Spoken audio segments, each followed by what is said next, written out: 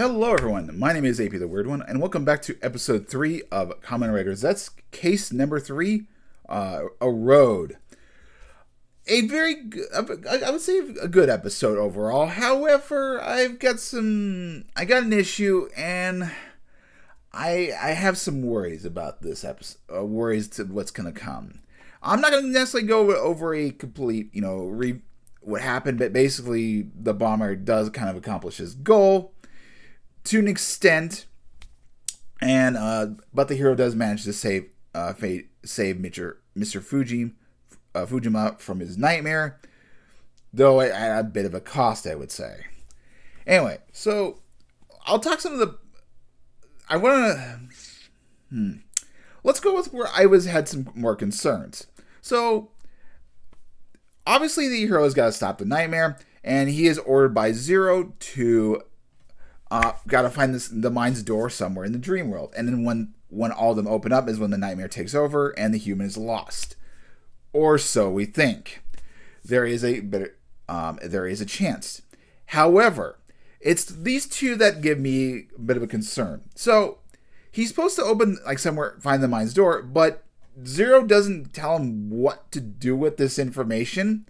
And you kind of have to, piece it together, so to speak, in that it seems like in order to stop the nightmare completely, he has to go out in the real world and find the said person and try to help him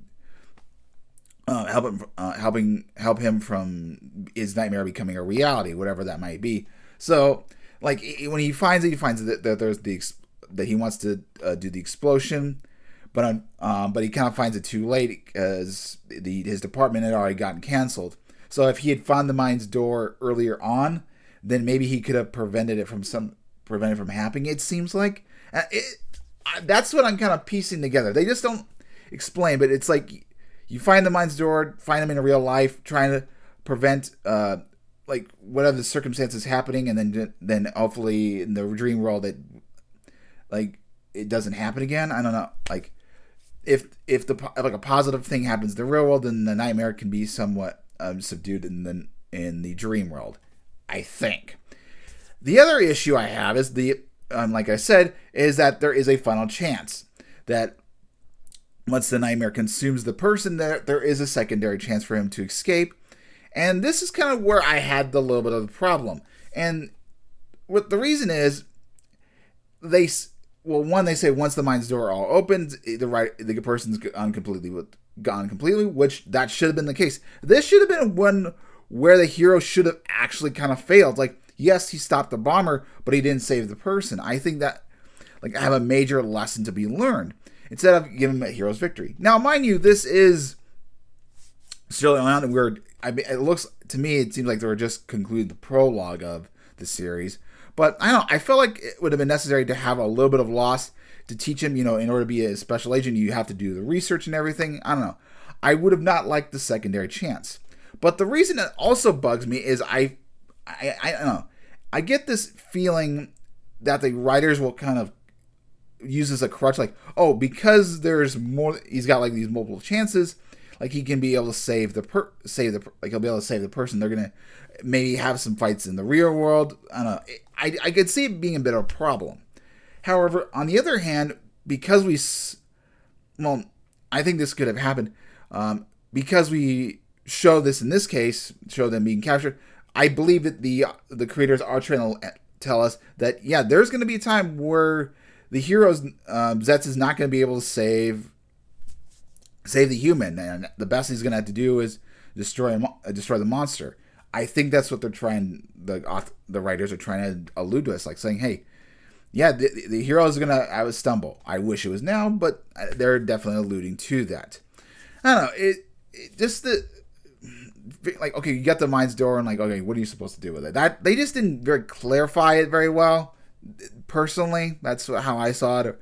Or it's him trying to figure out the problem in real life and then preventing the bad having a real life, I guess.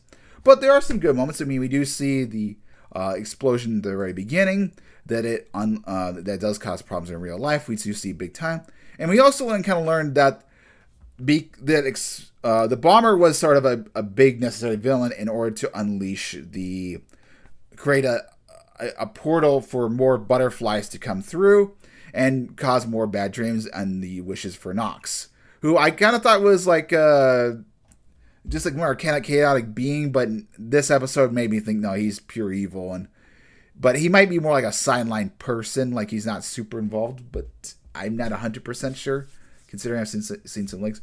But yeah, this episode was very beautiful, like seeing all the different butterflies and seeing, yeah, we're gonna have a lot more problems to behold. Also, like we've seen the real world transformation. This kind of remind me like of Venom or Spawn, just even with the colors and going from pure black to going to a bit of a red. I've seen the Spawn movie and I've seen some iterations of Venom transformation. It kind of gave me that vibe, even if it doesn't completely match 100%. But yeah, it was a very cool transformation. We had some good, excellent lighting in the black and white. Not the darkness anyway. And I really like his gimmick gotcha weapon.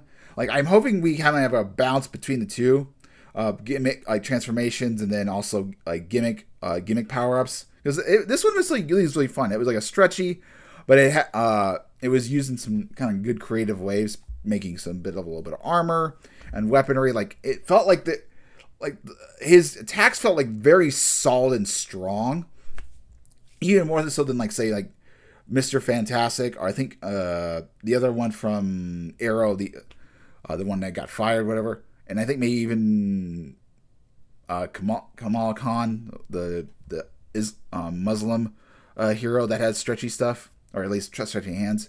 There seems to be a lot more. He seemed to have like a lot more variety, and it just seemed like they were very solid based attacks. Like they didn't feel very super stretchy and rubbery. I don't know. Like it was like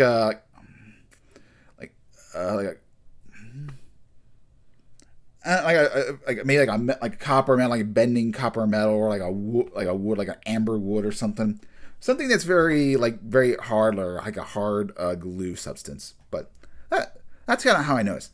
And the other thing, I think they are seriously teasing the returns of some of these villains, because we get to see the viewpoint of the villain just seeing the body that he just got ejected out of, and we see the butterfly kind of fly away. So I'm still kind of the opinion that we're going to be seeing a couple of these villains make a return, maybe in a souped up form or something, maybe a combined form or whatever, maybe even retaking the host. But I feel like the writers are definitely hinting at something bigger.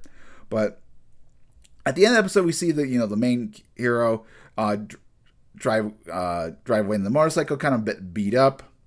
I'm assuming that like that kind of gave out the bit of the prologue vibe. I think we'll meet up with some like the detectives later, but it seemed like he was kind of moving on to a different town, how like in Kamen Rider Gav after episode 1. It feels like, I don't know, because he doesn't have necessarily a job and only has to stay with his sister, so it gave off that vibe. But if you see where he's living, I'm like, it doesn't make sense. I don't know, but I guess maybe that they were just trying to hint this is the end of the prologue.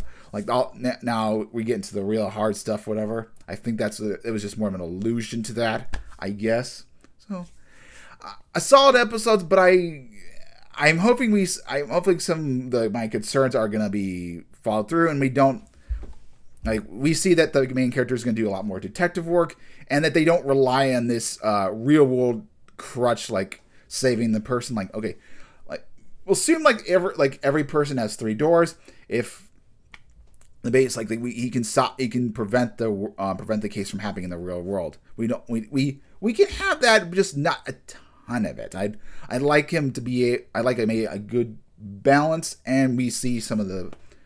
Eventually, we see I'd like it for them to even solve it in the dream world more so than the real world. But maybe like 75-25, and we eventually do see the character fail, and the villain, the nightmare, eventually consume them completely. I hope we see that. I'm also kind of wondering. I've talked about maybe other agents becoming Kamen Riders, but I'm wondering if maybe a Nightmare could become a Kamen Rider. Because we had that kind of Gav, sort of, but this feels a little bit different. Like, Ram was a Granute and then became a Kamen Rider. So I'm wondering if there's gonna be a similar case where like the person like absolves, but then maybe his like last like their last few wishes they really wanted to. They hear the main character, and then maybe the nightmare just realizes, oh whoops, I'll carry out the final wishes. Like they just transform into like a good person or something. And it's like a ghost or something, or like a ghost like being Rider that has like unresolved issues until maybe these nightmares are ended. I don't know. I think there's the door for more other secondary writers has some possibilities, some definitely things to consider or potentials. Anyway, I'll see you guys next time. Hopefully you have a wonderful day. Kamen Rider Zeztz is airing on YouTube, Tokusatsu Nation, or Tokusatsu channel, and they've been doing like weekly run. So if you want to catch up, you can do so. Anyway, guys, have a wonderful Tuesday. I'll meet you guys back next week.